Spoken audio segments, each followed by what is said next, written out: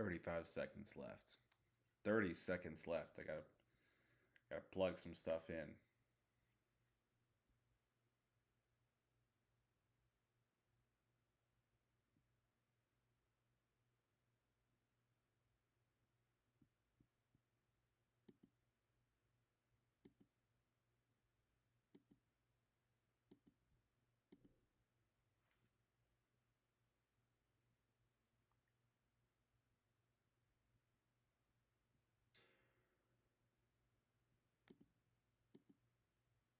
Oh, we ain't going live yet.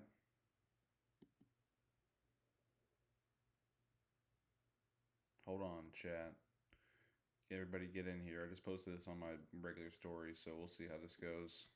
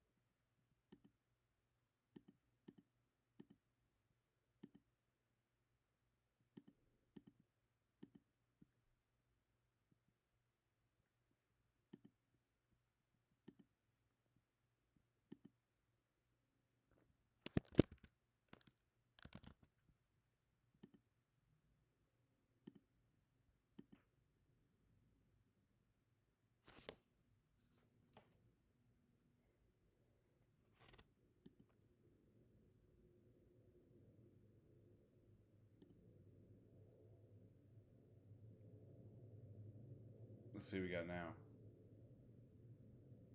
Kind of waiting for it to change on the thing. One viewer, one views, one view team. We're pushing strong. One view team. I appreciate you here. Hopefully you can hear me over everything and figure it out. If you're here, let me know if you can hear me. I'd love to hear from you. If not, then you know we'll figure it out.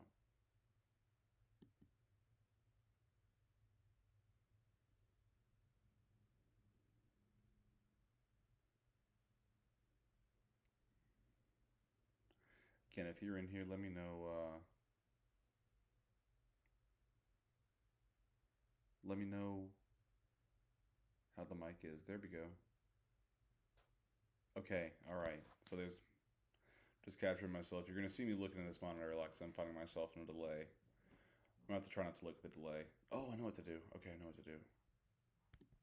All right. I'm still new to this stream. This is the first time I've ever had like an over. Let me try this dumb overlay stuff. Watch, this is gonna be so stupid. Can I do this? Come on. It's not gonna let me do this, is it? As soon as I start to talk about something.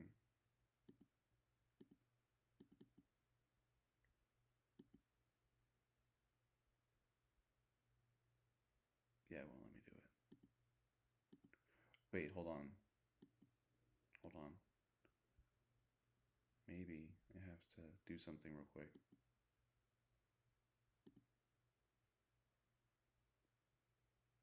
Here we go. Hold on.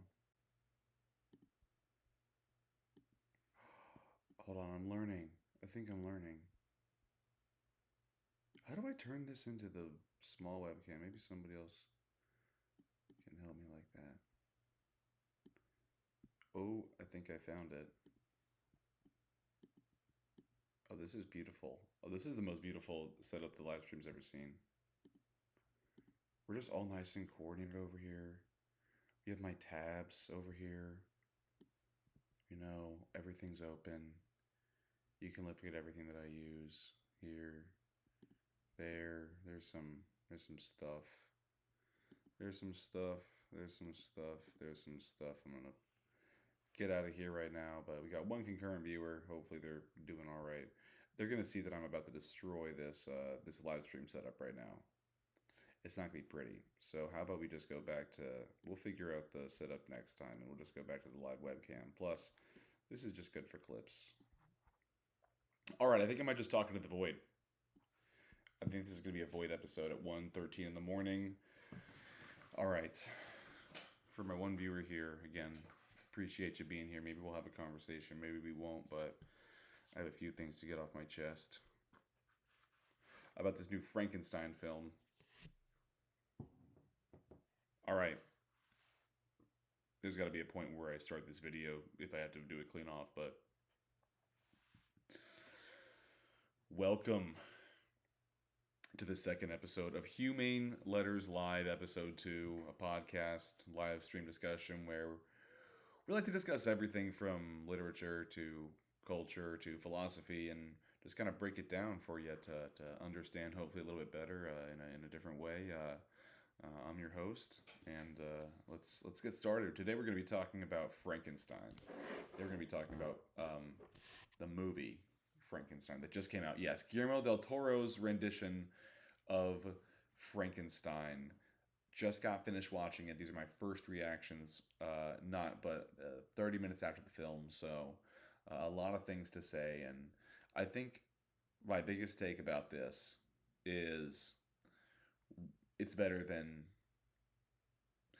Guillermo del Toro's Frankenstein rendition. The story itself, what I'm gonna look you in the eye when I say this. His story is better than Mary Shelley's original story. And I'm sticking to it. And the mic flew off, but I think I might just stick with that too. I think I might just have to hold the mic up here. I have 0 viewers now, and they literally just missed that. You missed out on that. I just want to let you know that. This will be a clip somewhere, I guarantee you. But let's talk Frankenstein real quick. So, my understanding of Mary Shelley's Frankenstein, and I'm going to go into this like you already know about the book, about the text, what it's about. If not, I give you kind of a short rendition. So essentially, Victor Frankenstein decides to build a monster. However, he's only labeled a monster. Victor Frankenstein decides to build a corpse that comes to life, that gets treated like a monster by society and by Victor himself. Mary Shelley draws parallels to God, to Milton's Paradise Lost, to the idea of creator and creation, and ultimately asks the question of responsibility. Who is responsible for creator, and what does that relationship look like? Let me absolutely rephrase that before I butcher it again. What does the relationship between creator and created look like? What should it look like? What ought it look like, and why? And part of the question that Mary Shelley has to ask is the monster human? Which is a very interesting question. Also have to ask, is the monster created by man, or is the monster essentially created by God? It uses natural parts, right? Is it a person? Does it have consciousness? If it has consciousness, does it have a soul? Does it have a soul if it's created by God? Is that why? Right? So does that mean that we can have something without a soul that's created by God? All of these questions, right, are swirling around at the time of Mary Shelley's writing. So all these sci-fi ideas of, can we create life using electricity? Can we create life outside of God, right? Asking a very kind of atheistic question in nature. And when you ask that question, right, maybe you come to some uncomfortable conclusions about what we seek, because they're seeing that in Mary Shelley's time, the people who are studying galvanism, right, they're studying galvanism, the study of electricity, and they're studying magnetism. They think that the North Pole is this place where it's the polar ice caps, or the heavens, according to these guys. The polar ice caps are the lands of the far regions, the celestial plains, right? They hear it's far white, and it's where all the magnets point. So they're trying to find this crazy land that we get the theme of ambition and science and scientific progress. Then along comes Victor Frankenstein. In the face of all this ambition, does what he does, arguably, mistreats his creation, And in the end, Mary Shelley's story is about vengeance, at least in my opinion and my interpretation. The monster seeks out vengeance after being abandoned. Victor seeks out vengeance after the monster kills his family. It just makes sense. There's a theme of vengeance, and it's like it's this theme of vengeance is like a generational trauma cycle where it keeps happening to the child, it keeps happening to the father, and it just keeps happening and happening. And that's what I kind of liken it to. I don't know. Maybe it's again my just initial thoughts on just the text. Got one viewer. Let's go. Just the text itself. This is just kind of my initial thoughts. But when you talk about like the actual idea of what Mary Shelley was trying to do, it's a great book because it asks great questions. Like, what does it mean to be human? If we consider the monster human, then what does that mean about how people treat the monster? What does that mean about how people treat broader humanity? What does it mean about anything? You know, what if a you know what if anything? What if a bomb drops on your head tomorrow? But Mary Shelley asks, if it does drop on your head tomorrow, then would you still consider the monster human? And I don't know, cool questions like, is the monster going to heaven? Can he go to hell without a soul? Can he go to heaven without a soul? Anyway, so the book is great. Don't get me wrong. The text is great. It asks really good questions. And the thing is, and I hate to say this as like a in my, as someone who values classical education and these cool texts, right?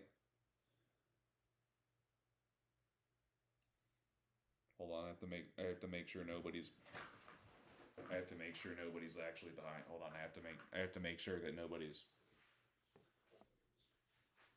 in the closet so nobody hears this.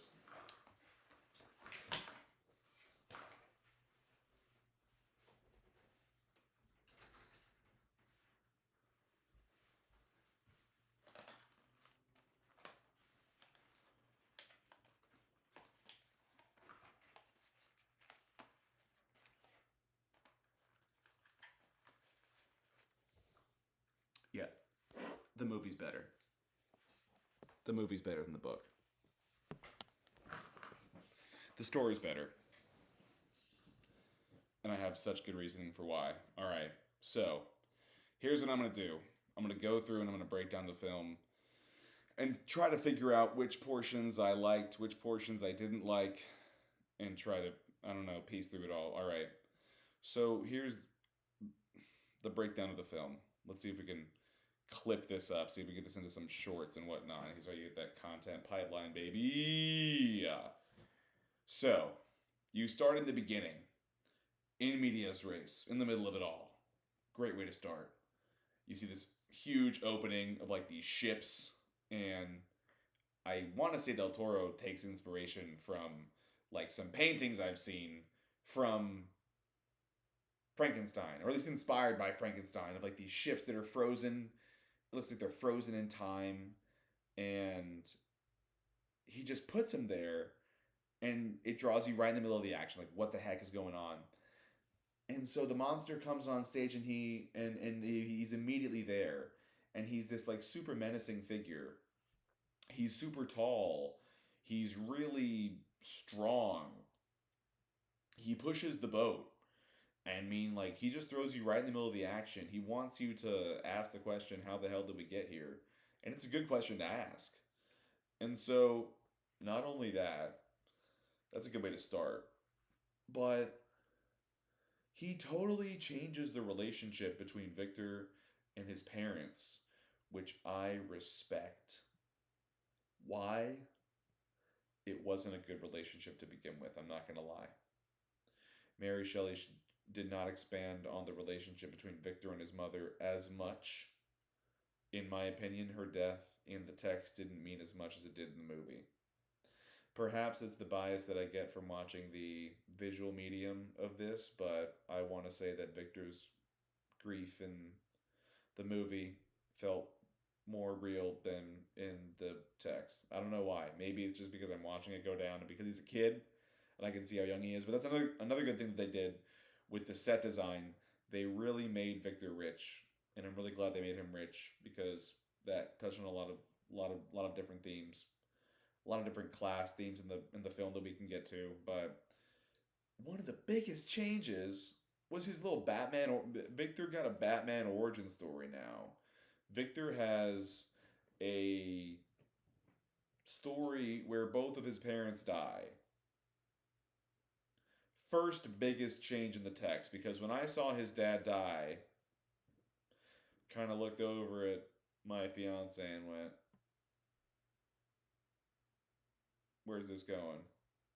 Go, going up there? Is it going down? Is it going to the left or the right? I don't know where this is going."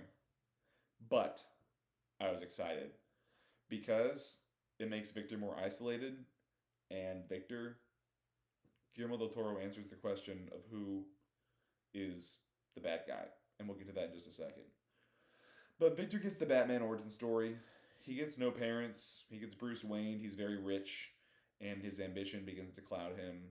And another really interesting thing is Guillermo del Toro actually gets to show some of the first experiments that Victor does and presents them to this committee.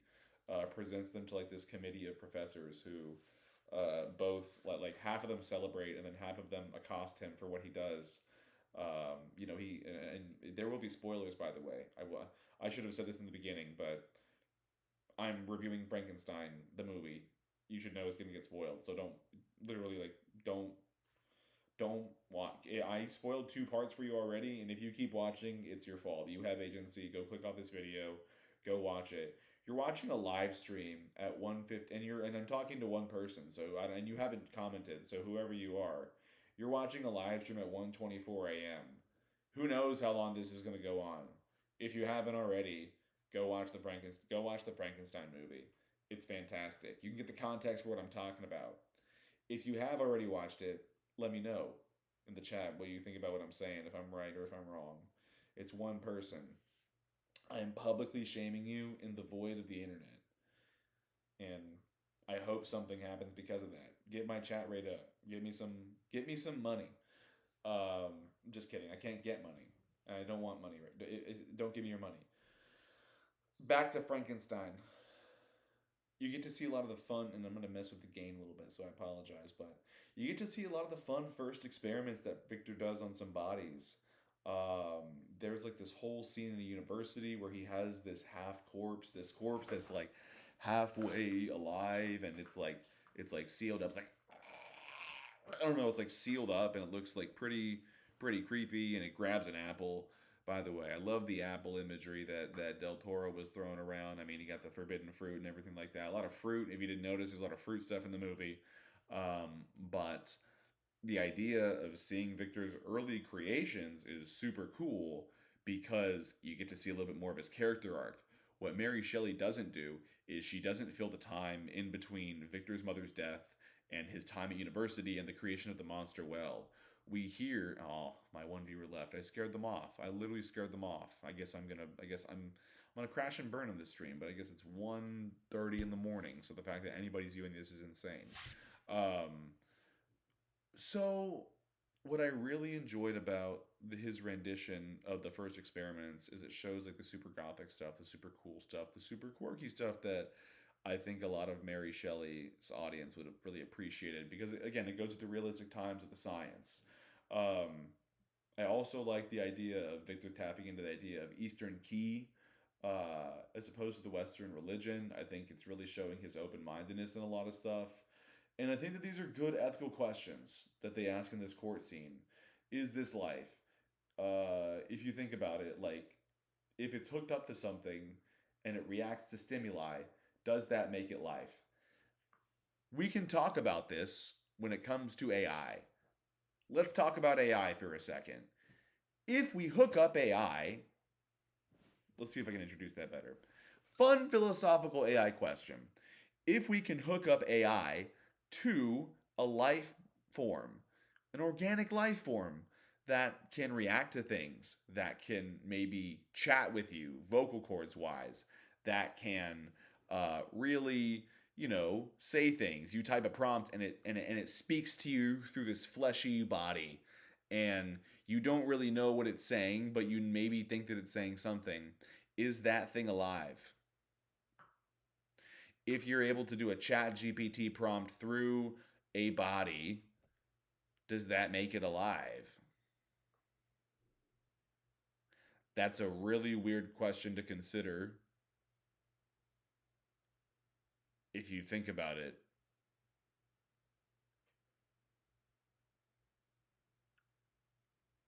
Maybe, maybe not. Anyway, the fact that you had to pause and think about it for a second shows you that these debates are alive and well about AI, that these biotechnologies could get so good that maybe we see something like this in the future where sentience comes from technology. Who knows? It's a possibility. Um, and there's also there was a if you're a nerd like me, you know that one of Victor's professors, Professor Krempy, shout out to Krempy out there. He had a cool reveal, powdered wig and whatnot. Okay, biggest change that I was like, I kind of like this. Harlander. Okay, I don't know about the character of Harlander in the 1818 text, which is what I read. However, in this one, I really like that Victor had a bunch of rich benefactors to help him on his journey. Why?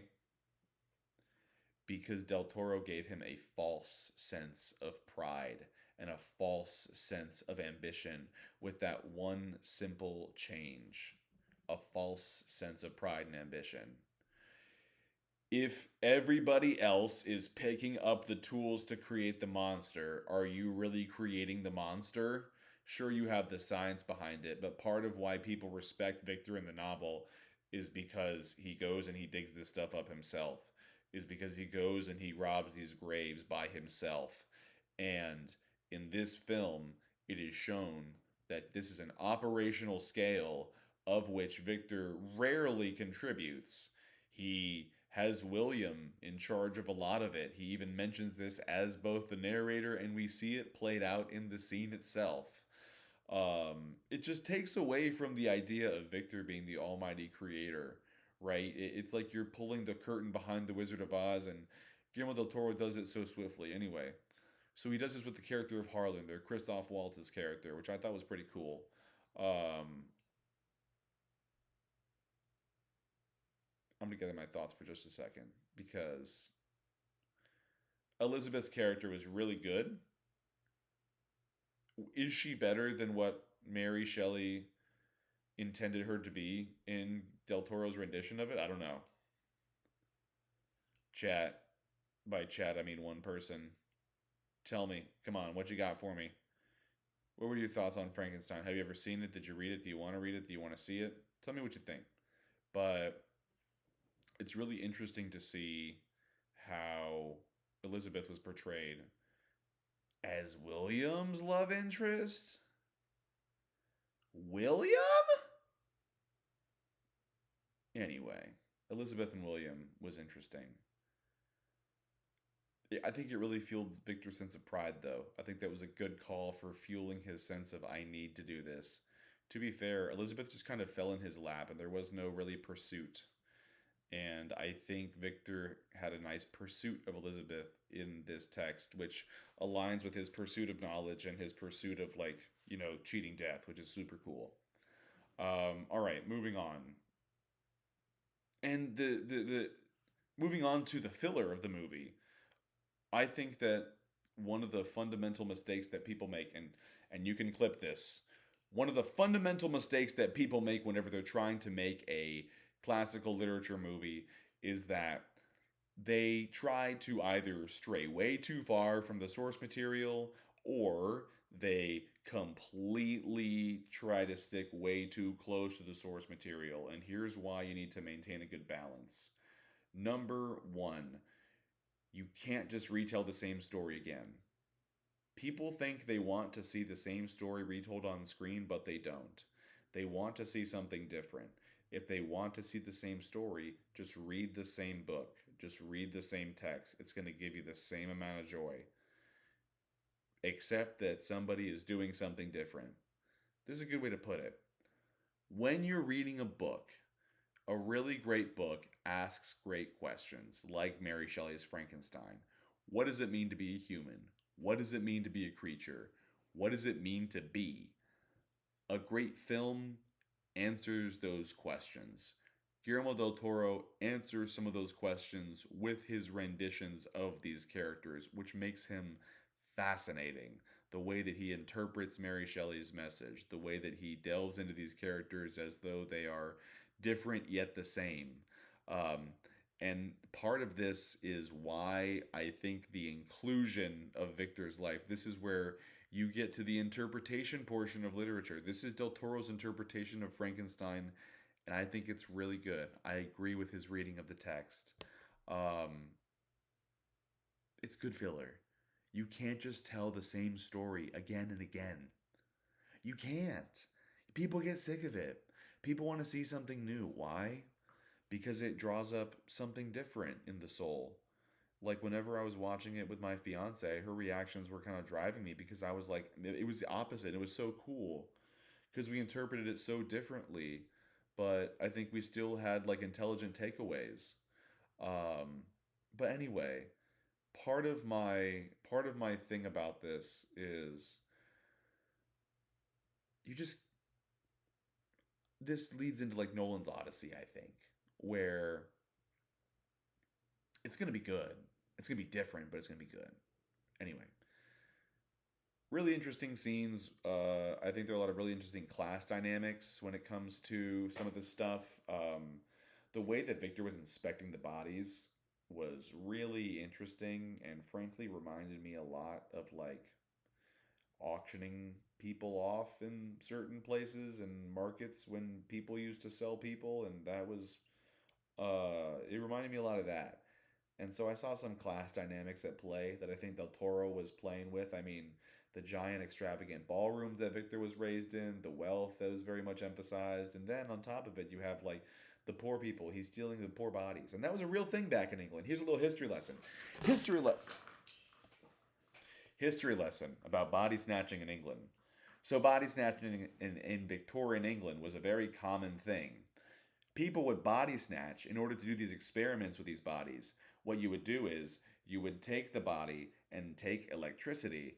This electricity was harnessed from the sky.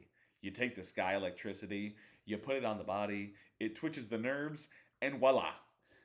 The English people decided we have created life and now we're going to play God. And once we play God, we're going to rule the universe. And we're going to we are going to essentially figure out life and death. And everyone's like, I'm on board. Let's get some more electricity. Let's get some more body parts. And so they do it. But how do you get this? How do you get these body parts?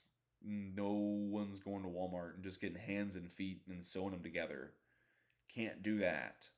You have to take them. Where do you take them from?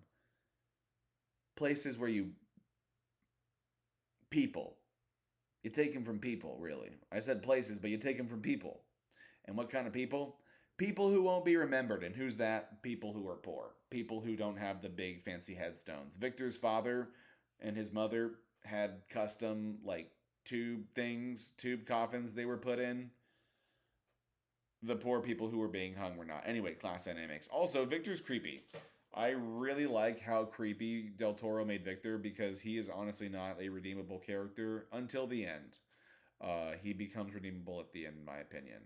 Um, so he was creeping on Elizabeth, and I think that Del Toro had a really good take on Elizabeth's character in that she was the moral guide, but she wasn't like a spiritual moral guide. She was a science moral guide who, frankly, she was projecting. I think that, and here's my hot take. I think Del Toro was projecting the character of Mary Shelley onto Elizabeth, and I think my fiance agrees with me because she's so into science. She's so appreciative of natural beauty, but people don't really see her as significant in some way, or Victor doesn't care about her agency and doesn't really care about her personhood. Interestingly enough, you can tie that back to the monster. Doesn't care about the monster's personhood or agency. But I digress. Continuing on. Again, a good take on Elizabeth. Moral science is possible. So maybe our little AI meat wad experiment earlier wouldn't go exactly as we planned. What else do we have on the list? I'm just kind of looking here.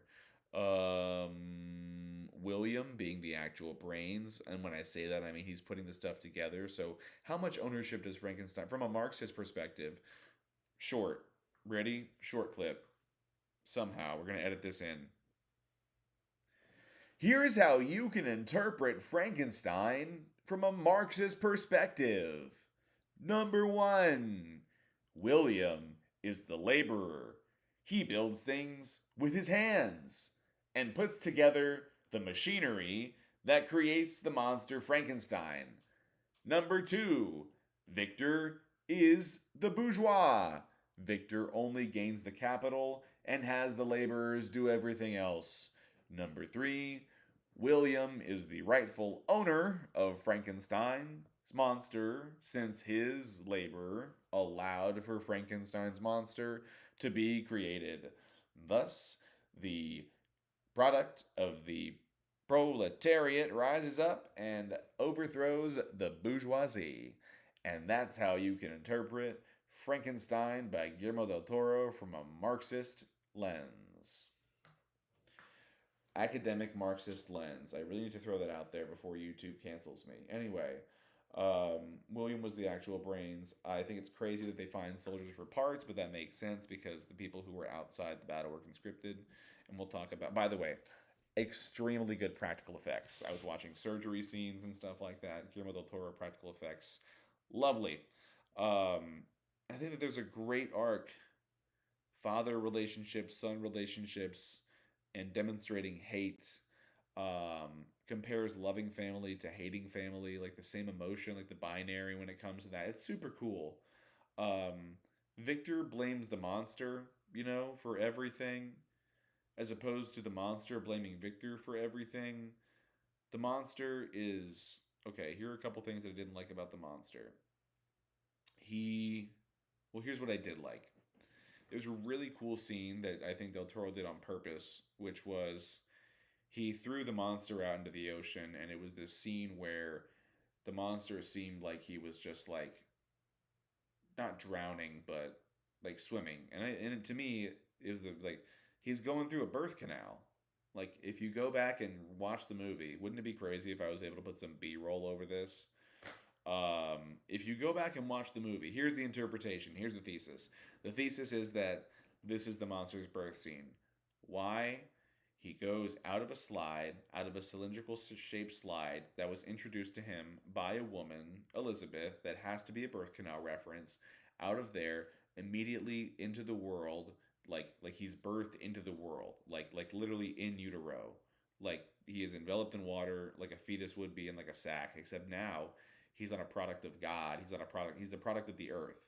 He comes and he enjoys the woods and the Garden of Eden, and he gets attacked by people as he's eating the forbidden fruit. As soon as he eats the forbidden fruit, people shoot him and he bleeds, and it's pretty crazy. I also like the Lacey relationship with the monster. I love the way that how he learns. And here's my biggest gripe. My biggest gripe, and this is gonna be such the nerdiest gripe of all time. They don't go into the specific books that the monster reads, and that's a little bit upsetting. He reads Plutarch. He reads histories. He reads about the Greeks and the Roman empires. He reads about the slaughter of the Native Americans specifically. And these teach him things. These teach him the ideas of virtue and vice. These teach him the idea of empathy. These teach him the idea of like history. And it's what asks him the question of humanity, which is how can man be so awful to each other? And this is what inspires him to go after Victor. But in the movie, it becomes much more of a father son relationship when he wants to find who his creator is. So what Del Toro does is what Mary Shelley does is she says father son relationship has to be tied to God. Del Toro says no, father son relationship can be tied to God and it can be tied to the secular world. It can be tied to both, dude. It can be tied to both. Um, and I'm going to show you a story about a father and a son, and that's ultimately what he does. And a really interesting take is that Victor puts the monster in purgatory. Victor puts the monster in purgatory because it can't die, and that's one of the craziest things. And look, all right, close it. What the hell? Clip it. Here's one of the reasons why the Frankenstein movie is better than the Frankenstein book. Because the monster can't die. If the monster dies, it's over. And Mary Shelley is trying to clearly say something about suicide and ending your life and vengeance and chasing something. But Del Toro asked the question, what if it can't die? What if it doesn't receive immortality? Or what if it receives immortality instead of mortality? So my favorite part and what I think makes this better than the book itself is the ending. And my fiance and I almost got into a fight over this, over the ending of Frankenstein. But here's the reason why it's better, ladies and gentlemen. Here's why. Here's why the ending to Frankenstein of the movie. Sorry, I'm trying to clip up my short form content. Sorry to my one viewer that's in here. I'm absolutely destroying your ears right now, but bear with me. Um, here's why Frankenstein. Here's why the movie Frankenstein's and here's what maybe I'm not built for the shorts life. The reason that the ending was better is because Victor and the monster made up, and that's how it should end. If it ends in vengeance, I'm not gonna lie, that's a bad ending. The ending to Frankenstein is bad. The ending to the original Frankenstein is not a good ending, and here's why. Because it teaches you that revenge is the best option. It teaches you that, or rather, it teaches you that vengeance is the end and can lead to the end, and that's the conclusion that Mary Shelley wants you to draw. Or maybe it's the question she wants you to ask. Here's what Guillermo del Toro does. He answers the question and says, "Actually, I'm going to flip the question on its head. Life and death. Mary Shelley deals with life and death. Guillermo del Toro deals with life. Why? He kind of made a movie called The Book of Life. He kind of understands life cycles. He does horror. He plays with life all the time. It just makes sense that he would do it with life. And what does he say to the monster? Victor challenges the monster to forgive him, and the monster forgives him. If he's writing a story about a father and son, instead of about God and man, we know that God forgives. Like that's what Christianity is about, right? Like the forgiveness of God, the cleansing away of the sins in order to be one, in order to walk the way. But now Guillermo del Toro says it's not a God relationship anymore. It's just a regular father son. Excuse me. It's just a regular father son relationship. And God forgives, but humans don't. And that's arguably scarier. That's arguably scary that humans don't. So no wonder we've strayed so far away from God if we can't find it in our hearts to forgive and find mercy for each other. Mary Shelley says that vengeance consumes everything, and I think Del Toro agrees, but Del Toro says it's better to live than to struggle through to the ends of vengeance. I think back to the ending of the Iliad where Achilles drags Hector by the heels by the chariot, and he goes to Priam and he finds out all of a sudden that this isn't what he wanted at all. He actually didn't want Hector to suffer. He just couldn't accept his own death in some way. He was very sad about his own father. And so he takes it out on somebody. And when he does that, he reflects with Priam afterwards and realizes what he's done. And he becomes a better person. He becomes a better person. He becomes a better person. He becomes a better human. And I think that's a really good ending to one of the most war-torn stories ever. So it's almost like Guillermo del Toro took the ending to the Iliad and then put it in the narrative of Frankenstein, and I think it's beautiful. I think it's better than the original. I think the original ending is obviously it's a gothic novel, but it's way too doom and gloom. And I think that this asks interesting questions. This movie answers them in such a fantastic way. Go watch it at some point, and we're gonna kind of summarize. So we talked about how the differences between. First, we explained the essence of Frankenstein itself. Then we talked through the differences between Frankenstein by Guillermo del Toro and then Mary Shelley's Frankenstein. And finally, I kind of want to leave you with this, our final kind of parting thing for that one person who's been staying here. Thank you so much. I'm almost done rambling, but the final thing I want to think about, right? I don't think that Mary Shelley says that we shouldn't play God. I think Mary Shelley says if we do play God, we need to love our creation. The question is, with artificial intelligence, if or when it becomes conscious, if or when artificial intelligence becomes conscious, what is our responsibility to treating it well? The term clanker is being thrown around a lot.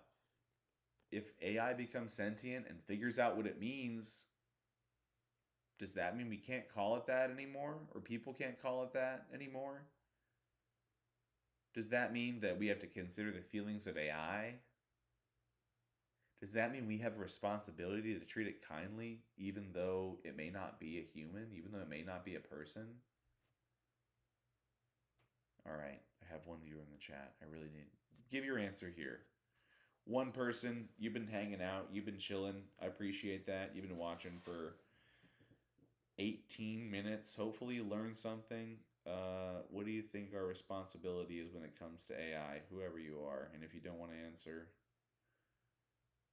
I hope you consider it.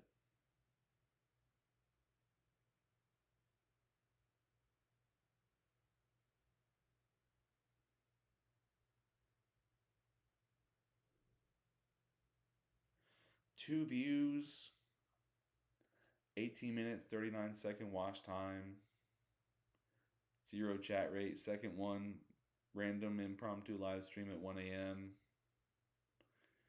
Gonna cut this up a little bit later. We'll figure it out. I'm gonna give someone time to respond. And if they leave, they leave.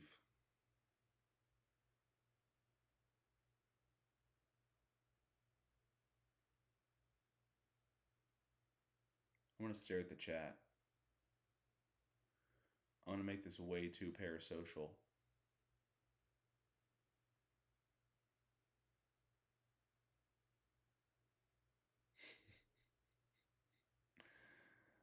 That's exactly what everyone wants when they're watching somebody, is to consider themselves, not forget that it's almost 2 a.m.